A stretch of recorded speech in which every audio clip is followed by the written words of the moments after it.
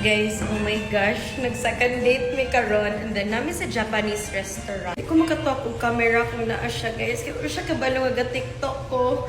So, ni anak ko niya nga mag-CR ko. Masig, dili siya ko kaihion. Promise, hindi to gawa-gawa ng utak ko. Hindi pa ako nasisiraan ng ulo. First number 2. Tututay mo. Hindi ka big bite sa.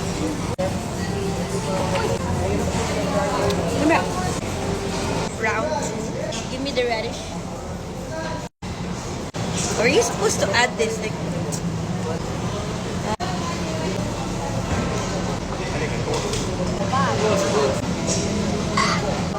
May ponzu sauce at saka radish pa. bakit? Ang ganda ng balat. Make it right. You wanna finish my miso soup? Oh, meron po kayong extra hamburger. Thank you po. Can you separate the eggs?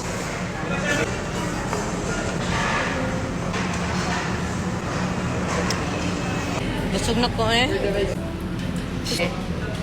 So cute kaya kong outfit guys, so nakabotega bag, bongga siya, and then naka-cute na shoes. Anyway, mula ko na ko update ng tamang babay.